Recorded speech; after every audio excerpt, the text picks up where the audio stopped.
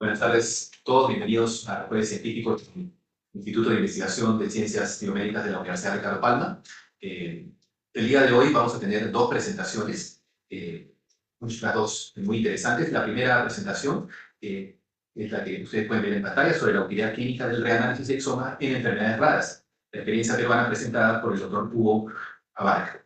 Y para la segunda parte vamos a tener una presentación de un trabajo que fue publicado por una de nuestras exalumnas y que va a tener como título lo que es la variación de parámetros hematológicos en lo que es el pronóstico de pacientes que estuvieron hospitalizados durante la epidemia del COVID. Entonces vamos a dejar paso al doctor Hugo Abarca para que pida un fuerte aplauso para que empiece la ponencia de utilidad clínica de reanálisis de exoma en enfermedades raras. Es como al doctor Abarca.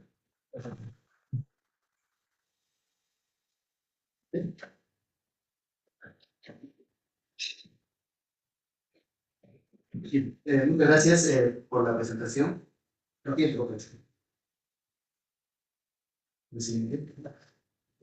para entrar un poco en contexto, de las enfermedades raras más o menos constituyen el 6 a 8% de la población. Sin embargo, hay algunos estudios que indican que podría ser menos, 3,5 o 4%. Por lo tanto, si extrapolamos a Perú, aproximadamente 2,5 millones de personas están afectadas. Y el 80% de ese grupo de enfermedades tienen una causa genética. Y dentro de las causas genéticas, o mejor dicho, dentro de los cambios genéticos que...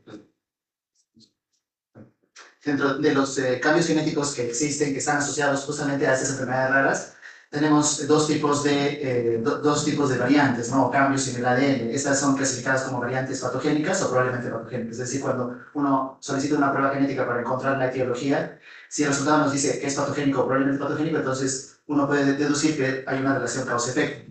Pero existen pacientes que, a pesar que el cuadro clínico, la historia familiar, los antecedentes, etcétera, nos hace considerar que es una enfermedad genética, muchas veces el resultado es un resultado con cambios benignos o probablemente benignos, es decir, normal.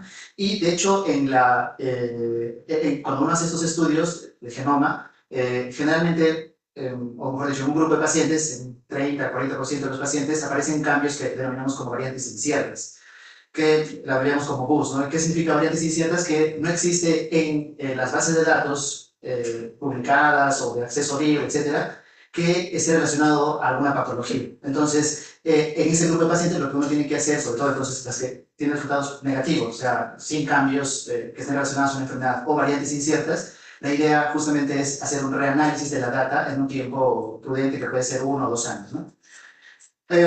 Existen más de 7.600 fenotipos.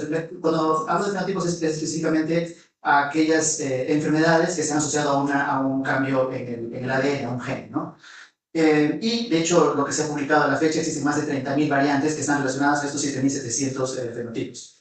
Entonces, como les decía, hay un problema con los pacientes que tienen resultados normales, es decir, que son variantes de significado incierto y que tienen variantes benignas o probablemente benignas, ¿no?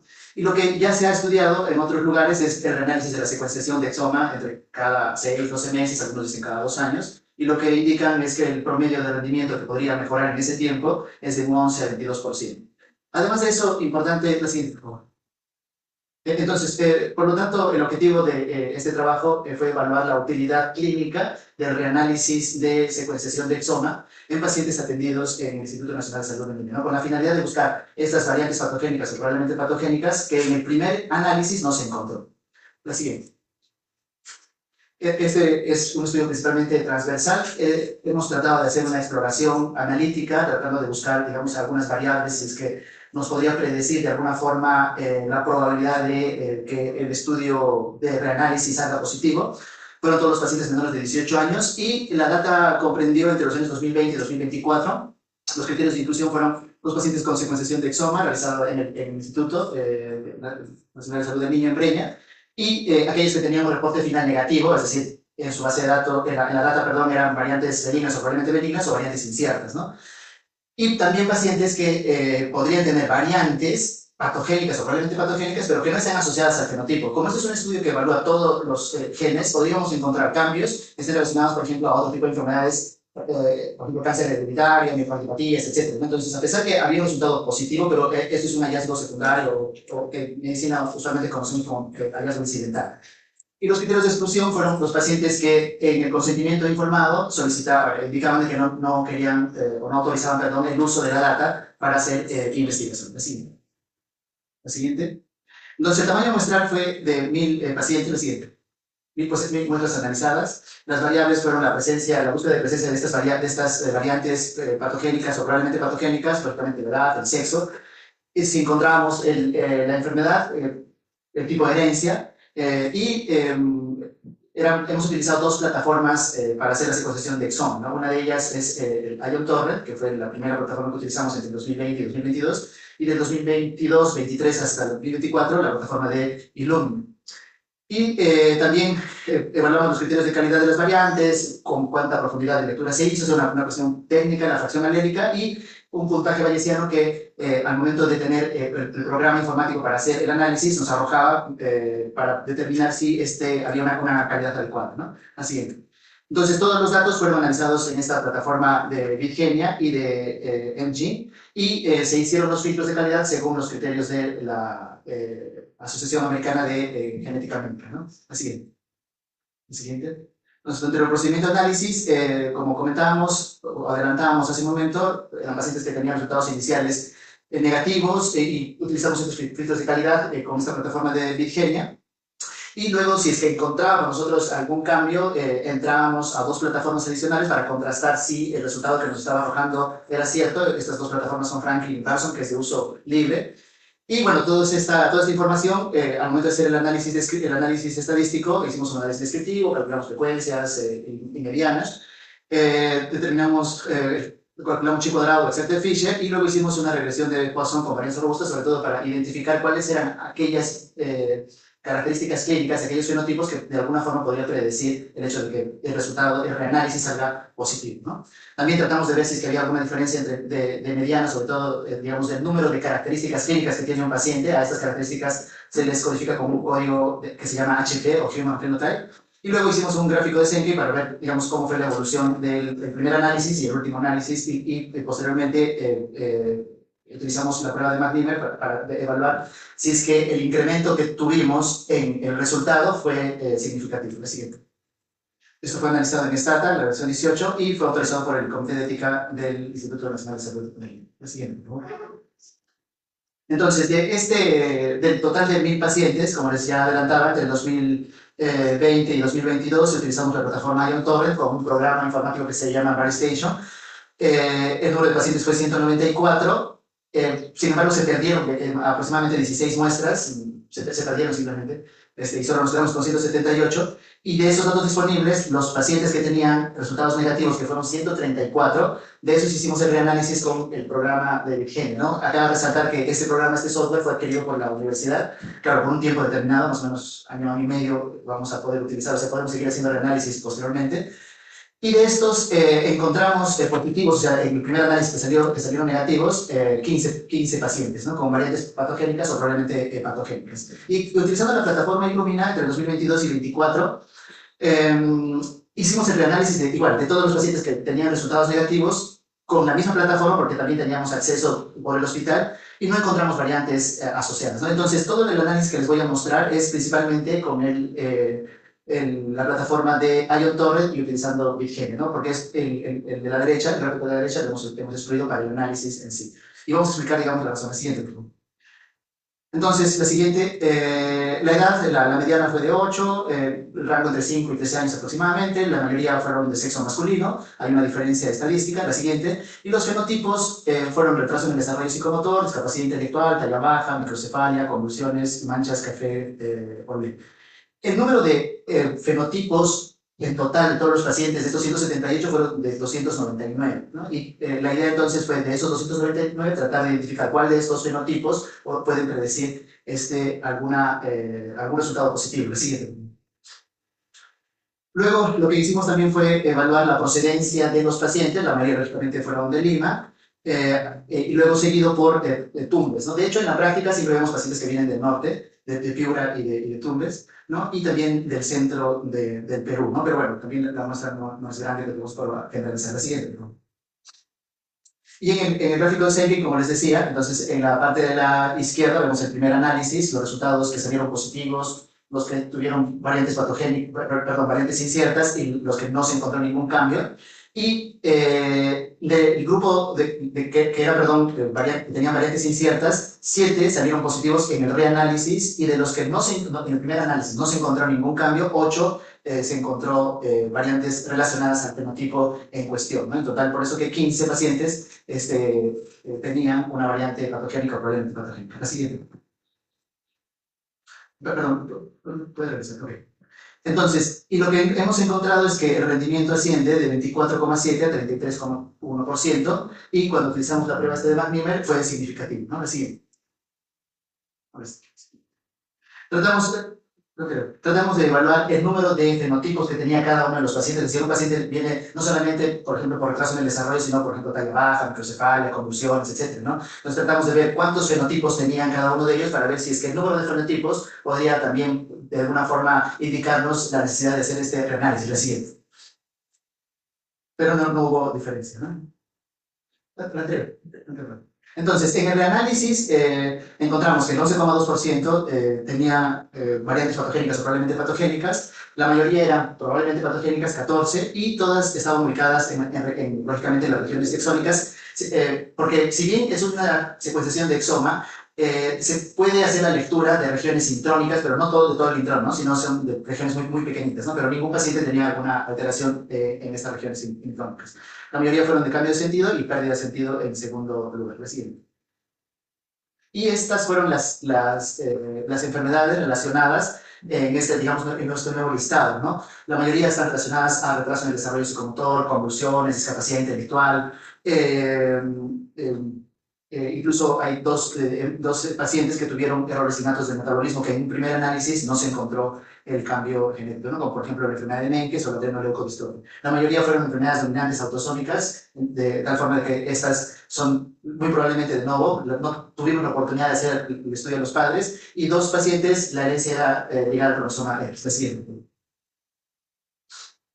Y como ya les había comentado, los fenotipos más frecuentes eran el retraso en el desarrollo, discapacidad, etc. Y lo que encontramos era que las convulsiones eran mucho más frecuentes en aquellos, o mejor dicho, eran menos frecuentes en los casos que eran negativos. ¿No? La siguiente.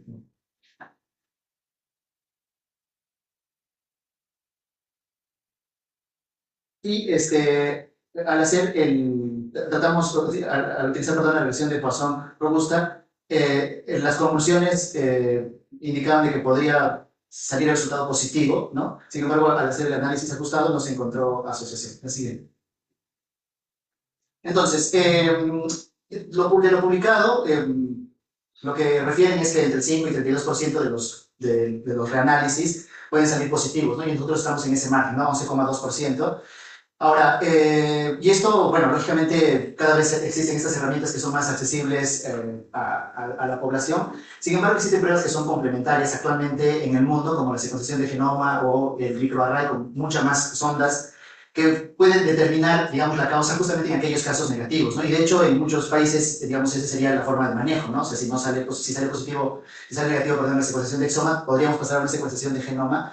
Pero esas son pruebas que son costosas, ¿no? Entonces, en países como el nuestro, de medianos ingresos, probablemente sería necesario, o mejor dicho, es necesario en todo paciente que tuvo un examen, por ejemplo, de una secuenciación de exoma, hacer el reanálisis antes de pasar a la prueba de genoma, ¿no? O de microarray con mayor densidad, justamente para disminuir los costos.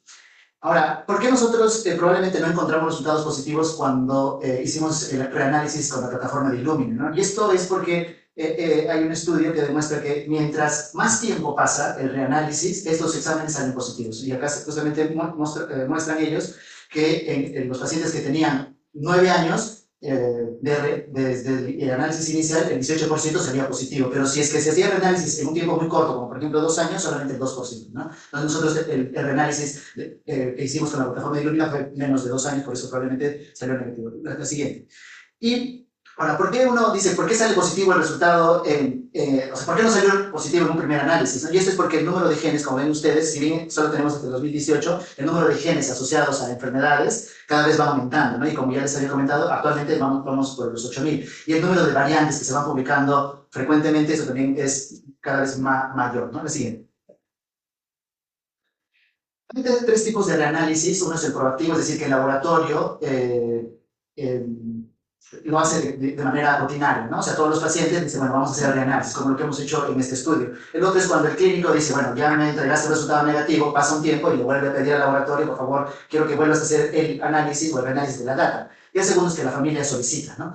Y lo que se ha visto es que en algunos estudios es que la tasa mejora si es que el reanálisis es proactivo. O sea, es mejor que el mismo laboratorio pueda plantear este reanálisis, ¿no? El problema en esto son los costos, ¿no? Porque para eso igual se necesita personal que tiene que volver a hacer la lectura y volver, digamos, a interpretar estos resultados, ¿no? Por lo tanto, debería ser parte incluso de los costes de los estudios de secuenciación de exomas, sobre todo, por ejemplo, en nuestro medio. Ahora, ¿por qué también en algunos casos de repente salió un resultado negativo? Porque hay algunos fenotipos que inicialmente a veces no se manifiestan, ¿no? Tenemos pacientes, por ejemplo, que tienen retraso en el desarrollo psicomotor, pasa un tiempo y recién, por ejemplo, empiezan a hacer convulsiones. Entonces, eso podría ser que en un primer análisis uno no encuentra el cambio porque justamente no tenía esa manifestación clínica, ¿no? Y, por último, si bien nosotros, la odisea diagnóstica, es decir, el retraso que se tuvo en esa corte fue de 7,8 años, en el mundo, digamos, el tiempo de diagnóstico de las enfermedades raras está alrededor de 2 años, ¿no? A pesar que hicimos el reanálisis, todavía hay una diferencia marcada. Lo siguiente. Dentro de las limitaciones es, lógicamente, el tamaño muestral. Otra limitación es que no determinamos cambios estructurales, como cambios grandes, es decir, ganancias o pérdidas de material genético de lesiones o duplicaciones, ¿no? Y tampoco inversiones o inserciones de lesiones. Lo siguiente. Entonces, dentro de las conclusiones es que existe una relevancia clínica del uso del reanálisis, o lo importante de pedir, de hacer este reanálisis. Vamos a reducir, lógicamente, la odisea diagnóstica. Y lo que sí está asociado es que los trastornos neurológicos tienden, digamos, a que tengamos una mayor posibilidad de que el reanálisis salga positivo, ¿no? O sea, por ejemplo, si un paciente solo viene por talla baja y no se encuentra la causa, probablemente salga negativo en el reanálisis, ¿no? Pero sin embargo, si el paciente tiene retraso, convulsiones, discapacidad intelectual, la probabilidad de que yo encuentre positivo en el reanálisis se eleva. Y por último, la importancia, digamos, de integrar el reanálisis en los estudios de secuenciación de exoma, genoma, incluso de micrometástasis. Muchas gracias.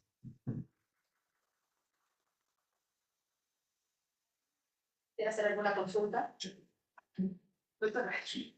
En lo que has encontrado, ¿has buscado alguna asociación con el perfil asiático, europeo? Sabemos que tenemos en muchas enfermedades, por lo menos la parte que yo hago oncológica, hay una semejanza y una gran frecuencia de esterilidad asiática. En los casos que has encontrado, ¿has visto alguna tendencia al respecto? Es la primera pregunta. La segunda pregunta es, sabemos que el gran problema es, finalmente, no es cómo hacerlo, porque eso lo puede hacer rápidamente estos nuevos equipos, sino el análisis. ¿Qué están haciendo para mejorar estos análisis de tanta información y que puedan dar datos realmente fidedignos?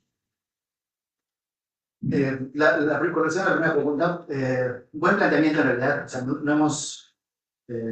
Más mapeado. Sí, no. O sea, sí sería interesante primero publicar cuáles son estos polimorfismos, porque sobre todo son polimorfismos asociados, digamos, a la migración, ¿no? Sí podría ser una posibilidad, digamos, para ver cuál es el grupo donde hay mayor probabilidad, ¿no? Sí podría ser en todo caso, ¿no? Con la data que tenemos. Y con relación a la segunda pregunta, o sea, cada vez existen mejores programas bioinformáticos que nos ayudan a determinar el cambio o la relación causa-efecto. Antes era un poco más complicado, se tenía que tener un conocimiento mayor sobre informática. Sin embargo, ahora las plataformas bioinformáticas son cada vez más accesibles y entendibles, ¿no? Entonces, en el proceso de entrega de resultados o del análisis, el análisis lo hacemos 3 personas, ¿no? 2 biólogos y un médico clínico. Entonces pasa por 3 filtros. Entonces, la probabilidad de que se pase a algún cambio que inicialmente, digamos, el primero no lo vio, el segundo lo puede ver y eventualmente lo presenta, ¿no? Entonces, así, de alguna forma hemos mejorado. Pero La otra cosa es que, como vieron también, puede ser que las plataformas que utilizamos inicialmente de repente no estaba bien alimentada, ¿no?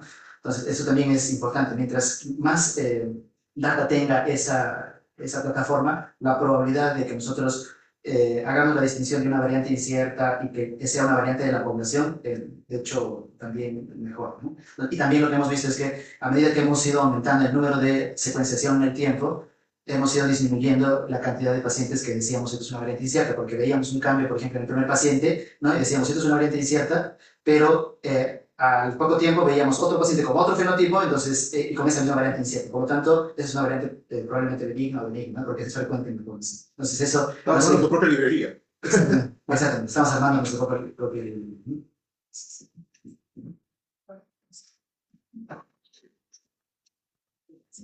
Ok, doctor, primero felicitarlo por su trabajo, bastante completo. Más una curiosidad, ustedes están haciendo ahí evaluaciones de enfermedades raras, la parte psicomotor, intelectual.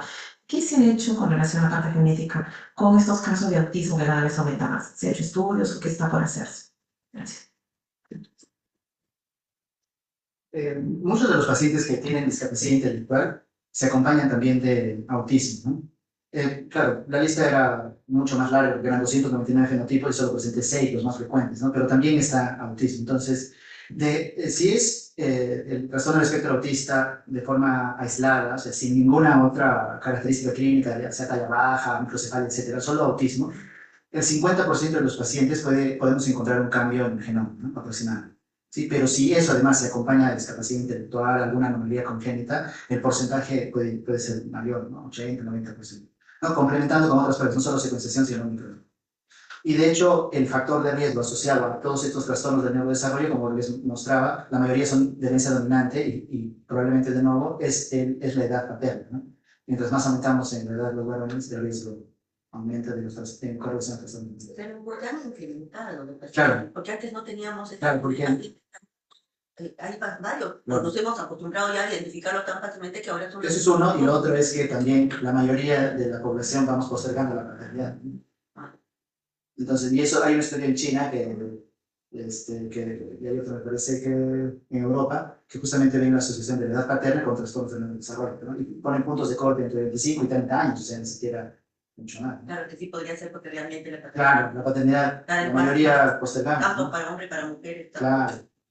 Y para TDAH, algo que esté relacionado con lo que has hecho. No específicamente, o sea, los pacientes pueden tener otras características clínicas dentro de este TDAH, ¿no? Pero no TDAH así solitario.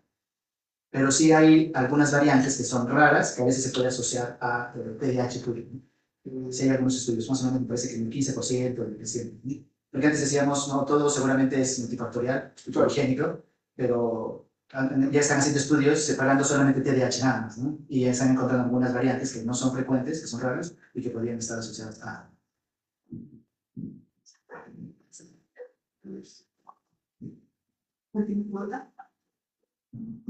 Muchas gracias, doctor, por la presentación. Tengo dos dudas, más que nada para expectativas a futuro, ¿no?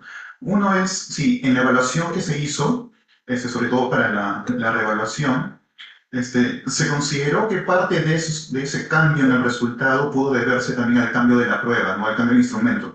Porque entiendo que en la reevaluación utilizaron Illumina y en la primera utilizaron otro equipo. No sé si es el mismo procedimiento, ¿no? Sí, o sea, en el primer análisis utilizamos dos plataformas bioinformáticas. Podría ser también por eso, aunque la primera plataforma bioinformática, eso es lo que les decía, quizás no estaba bien alimentada y la segunda era una plataforma y permitía el análisis. Puede ser también, eso también es posible. Pensando que podría ser uno por lo que mencionó en su último gráfico, que hay un mayor registro, mayor cantidad de genes, pero también de repente cambia la sensibilidad y especificidad para lo que ya se conocía. Sí. ¿No? Ok, esa es una duda. Y luego también expectativa futuro, ¿no? Según el gráfico que nos mostró también, en los 2 últimos años hubo un gran incremento en el banco pues, de genes que pueden producir alteraciones, pero justo en esos 2 últimos años ya no hubo un gran incremento, ¿no? Hay un año que hay un incremento marcado y luego ya no. Entonces, teniendo en cuenta eso y que posiblemente se esté llegando a un punto de saturación, que ya se identificaron la mayoría, el absoluto de evaluaciones, ¿cuál sería la expectativa futura en el Perú de que realmente una reevaluación realmente aporte información adicional? Claro, yo creo que lo importante sería ver que si esa curva sigue creciendo, ¿no? Sí, la curva sigue creciendo. Y lo otro es que, para aclarar también, y no lo dije, la secuenciación de exoma solamente lo hacemos en el hospital del MIR, ¿no? Entonces, digamos, y solo hemos hecho hasta ahora 1000. Entonces, probablemente mientras hagamos más, la base de datos va a ir aumentando y podemos ir identificando también cambios nuevos, ¿no? De nuestra propia población. Entonces, sí podría ser, de hecho, una alternativa en el tiempo, ¿no? ¿Cuánto no sé, ¿no? Porque también podría ser que llegue un momento, como dice, que se sature y que ya se conozca todo y ya no sería necesario como parte de la evolución de la actividad clínica. Sí. Gracias. Demos un aplauso al doctor Hugo Abano. Muchas gracias por su participación.